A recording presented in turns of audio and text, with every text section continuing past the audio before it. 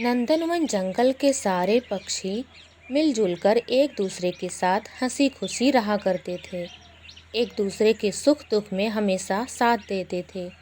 परंतु उसी जंगल में एक बूढ़े बुलबुल दादाजी भी रहते थे और वो हमेशा दुखी ही रहा करते थे।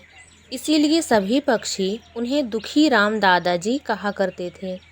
दुखी राम दादाजी हमेशा सबसे नाराज ही रहते थे, जिस कारण उनका स्वभाव हमेशा उदास और चिड़चिड़ेपन वाला हो गया था।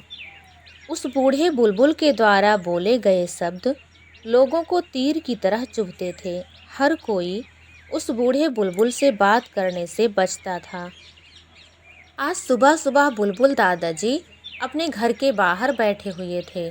बहुत ही उदास नजर आ रहे थे, जो कि उनका स्वभाव था। और पीछे से बंटी चिड़ा दाना चुगने के लिए जा रहा था। वह डर गया कहीं बुलबुल दादाजी उसे देख न ले। तभी बबलू बुलबुल दादाजी के घर के पास से होकर गुजर रहा था और उसने देखा कि दादाजी बाहर ही बैठे हैं। वह भी डर गया कि कहीं दादाजी अब मुझसे कोई शिकायत न करने लगें। और जिसका डर था वही हुआ। दादाजी ने आखिर बबलू बुलबुल को बुला ही लिया और शिकायतों का पिटारा लेकर बैठ गए। बबलू बुलबुल को न चाहते हुए भी दादाजी के पास रुकना पड़ा। उसने कहा, हाँ हाँ बोलिए दादाजी, क्या बात है। इतना कहना था कि दादाजी ने अपनी शिकायतें शुरू कर दी। अरे बबलू, आजकल तो तू दिखता ही नहीं है। अरे मुझे भूल गया क्या? अरे तू जानता है बबलू, जल्द ही मेरा जन्मदिन आने वाला है। मैं अपने जीवन के 80 साल जल्द ही पूरे कर लूँगा, लेकिन मेरे पास कोई कारण ही नहीं है जिससे मैं खुश हो सकूं, जिससे मैं खुशी मना सकूं। क्या तू मेरी बात का जवाब दे सकता है? बबलू, कोई एक कारण तो बता दे जिससे मैं खुश हो सकूं। बबलू ने किसी तरह से दादाजी से अपनी जान छुड़ाई और वहां से फुर्र हो गया। एक दिन बूढ़े दादाजी जंगल में इधर उधर टहल रहे थे।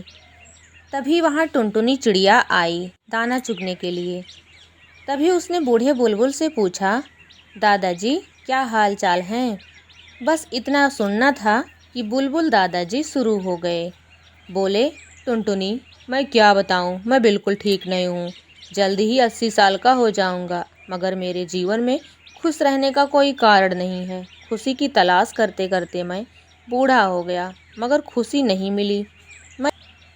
मैं तो सोचता हूँ यदि भगवान को मुझे दुखी ही रखना था तो मुझे पैदा ही क्यों किया। और बुलबुल दादाजी उदास सा मुँह बनाकर बैठ गए। तब टुनटुनी ने कहा, दादाजी आप 80 सालों से खुशी की तलाश कर रहे हो और वह आपको आज तक नहीं मिली। इससे आपको समझ आ जाना चाहिए कि खुशी कहीं और नहीं है, वह तो आपके मन के भीतर है। खुश होने के बहुत सारे कारण हैं। देखिए ना, कितनी सुहानी सुबह है। यही सोचकर खुश हो जाइए। जल्द ही आप अपने जीवन के 80 साल पूरे कर लेंगे। यही सोचकर आप खुश रहिए। आप इस उम्र में भी पूरी तरह से स्वस्थ हैं। यही सोचकर खुश रहिए।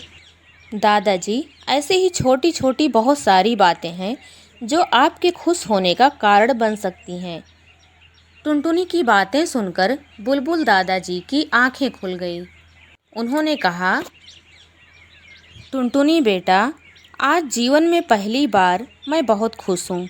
आज से मैं खुशी की तलाश नहीं करूँगा और अब जितना भी जीवन शेष बचा है खुशी से और मस्ती में जीऊँगा।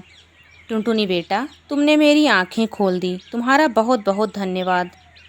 टुनटुनी ने कहा, दादाजी ये तो बहुत अच्छी बात है कि मैं आपके किसी काम तो आई। चलिए अब घर चलते हैं। और दूसरे दिन टुनटुनी अपने दोस्तों को साथ लेकर बुलबुल दादाजी के घर गई। सभी डरते हुए दादाजी के घर गए। तभी टुनटुनी ने बुलाया, दादाजी दादाजी। और बुलबुल दादाजी बड़ी ही खुशी से बोले, आओ आओ टुनटुनी बेटा। अरे बेटा, तुम सब भी आए हो, बहुत अच्छा किया। आओ बैठो तुम सब भी। बूढ़े बुलबुल का बदला हुआ रूप देखकर सभी पक्षी बहुत हैरान थे। सभी जानना चाहते थे कि आज बुलबुल दादाजी इतने खुश क्यों लग रहे हैं।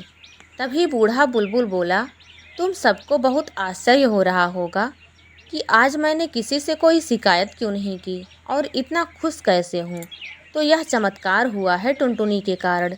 जिस खुशी की तलाश में मैं पूरी उम्र भटकता रहा, टुनटुनी ने वो क्षण भर में कर दिया। दोस्तों, इस कहानी से हमें यह शिक्षा मिलती है कि जीवन में खुशी को ढूंढने के लिए उसके पीछे नहीं भागना चाहिए। जीवन को आनंदमय तरीके से जियो तो खुशी अपने आप ही मिलेगी। दोस्तों, इसी तरह की शिक्षाप्रद और मनोरंजक कहानियाँ मैं आप लोगों के लिए लेकर आती रहूँगी। तो वीडियो को लाइक कर दीजिएगा और चैनल को सब्सक्राइब कर दीजिएगा। तो मिलते हैं नेक्स्ट वीडियो में, तब तक के लिए धन्यवाद।